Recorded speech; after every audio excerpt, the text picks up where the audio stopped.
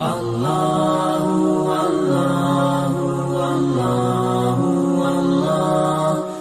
السمیع العلیم من الشیطان اللعین الرجیم وبہ نستعین وهو خیر ناصر ومعین اما بعد فقد قال رسول اللہ صلی اللہ علیہ وآلہ وسلم ومن یرد اللہ بہ خیرا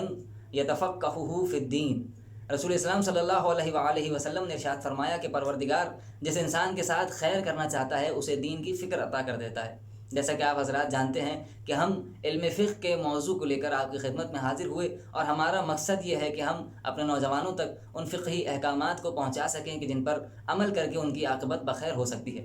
تو یقیناً فقہ کا موضوع واقعاً بہت زیادہ ڈیٹیلڈ موضوع ہے، بہت زیادہ خشک موضوع ہے، تو ہماری کوشش یہ ہوگی کہ ہم اس کو اس طریقے سے بیان کریں کہ قرآن کی آیات اور احادیث رسول کی روشنی میں ہم اس کو بیان کریں۔ تو آئیے فقہ کے پہلے باب میں داخل ہوتے ہیں کہ فقہ، اگر علم فقہ میں آپ دیکھیں تو پہلا باب ہے تقلید کا۔ تقلید کس کی جائے اور تقلید کا معنی کیا ہوتا ہے، مفہوم کیا ہوتا ہے، تقلید کا مطلب کیا ہوتا ہے؟ تو تقلید کا مطلب یہ ہوتا ہے کہ تقلید یعنی کسی مجتہد کے فتوے کو جاننا اور اس پر عمل کرنا۔ اور آج کل کے دور کو دیکھتے ہوئے جب آپ دیکھیں تو آج کل نئے مسائل کا سامنا ہے، نئے احکامات کا سامنا ہمیں کرنا پڑتا ہے۔ وہ چیزیں جو رسول اسلام کے دور میں نہیں تھیں آج کے دور میں موجود ہیں، جیسے کہ یہ موبائل فون، جیسے کہ بہت ساری جدید ترین چیزیں جو رسول اسلام کے زمانے میں موجود نہیں تھیں، جن کے بارے میں احکامات احادیث میں وارد نہیں ہوئے، لیکن وہ آج چیزیں موجود ہیں۔ تو اب ان کے بارے میں احکامات کو کس سے جانا جائے؟ تو اس کے لیے ہمیں ضرورت پڑے گی اجتہاد کی۔ تو اب اجتہاد کرنا ہر کسی کے لیے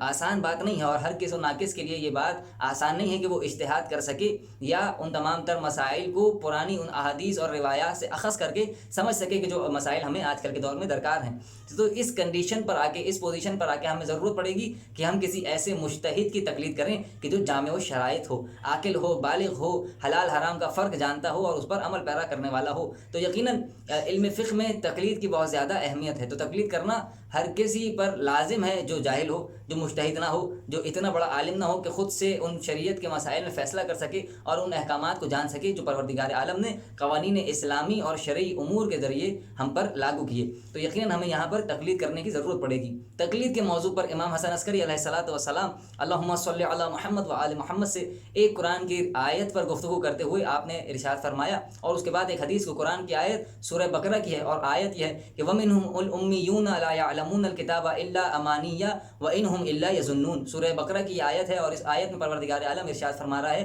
کہ وہ لوگ جو اپنی خواہشات کے ذریعے سے فیصلے کرتے ہیں اور اسی کو ہی وہ کتاب کا نام دیتے ہیں اور کتاب سمجھتے ہیں، وہ لوگ یقیناً بہت بڑی گمراہی میں ہیں اور بہت بڑی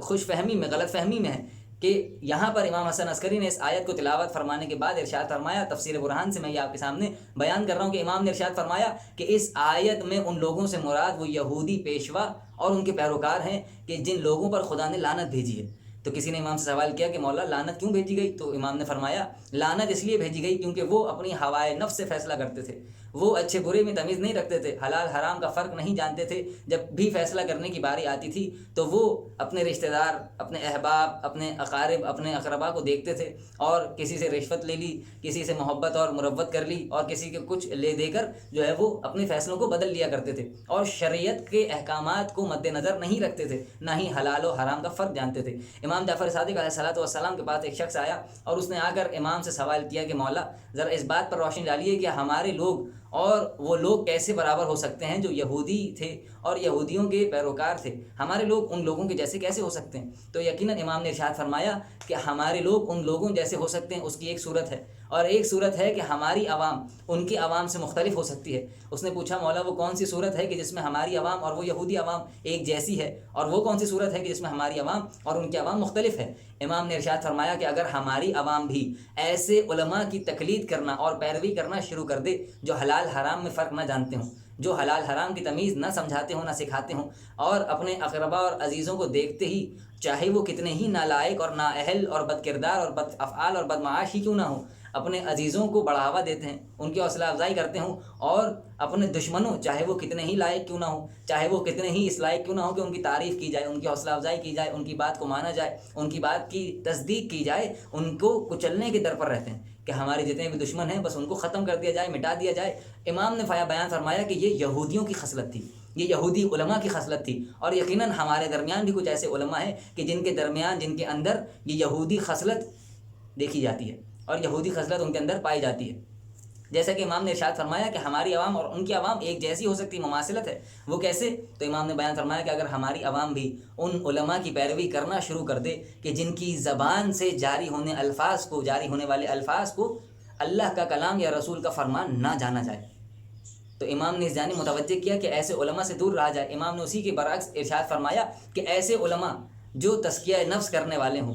جو حلال حرام میں فرق جاننے والے ہوں، جو پروردگار عالم کے بیان کردہ حکم پر عمل کرنے والے ہوں اور رسول کی شریعت کی پاسداری کرنے والے ہوں، اگر ایسے علماء کو اپنے درمیان پائیں تو ان کی تقلید کریں، ان کی پیروکاری کریں اور ان کے کہے گئے تمام تر اصول اور قواعد کو مانیں، جانیں اور ان پر عمل کریں۔ امام کی اس حدیث کے ذریعے سے ہم پر واضح ہوتا ہے کہ امام نے اپنے اس حدیث میں ارشاد فرمایا اور ہمیں سمجھانے کی کوشش کی کہ ہم بھی جب تقلید کرنے کی باری آئے تو ہم بھی اپنی آنکھیں بند کر کے کسی کے بھی حوالے اپنے آپ کو نہ کر دیں، بلکہ جب تقلید کرنے کی باری آئے تو اپنی آنکھوں کو کھولیں اور آنکھیں کھول کر یہ فیصلہ کریں اور پہچاننے کی کوشش کریں کہ وہ کون سے علماء ہیں کہ جن کی پیروی کرنی چاہیے، کون سے علماء ہیں کہ جو اپنے تمام تر امور دینی کا خیال رکھتے ہیں، حلال حرام میں فرق رکھتے ہیں اور ان پر عمل کرتے ہیں، اور وہ کون سے علماء ہیں کہ جو انانیت اور انا پرستی میں غرق ہوئے ہوئے ہیں، جو لوگ رشوت لے کر پیسے لے کر اپنے اصول اور فیصلوں کو بدل لیا کرتے ہیں، اور وہ لوگ کہ جو یہودیوں کے علماء سے مماثلت رکھتے ہیں، ان کی پیروی ہم ہرگز نہ کریں۔ ہمیں چاہیے کہ ہم شریعت دینی اور شریعت محمدیہ پر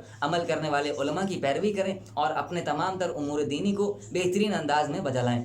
پروردگار عالم سے دعا ہے کہ ہمارے تمام تر اعمال کو قبول فرمائے اور ہماری اس کوشش اور کاوش کو اپنی بارگاہ میں قبول فرمائے۔ والسلام علیکم ورحمۃ اللہ وبرکاتہ۔ اللہم صلی علی محمد و آل محمد وعجل فرجہم۔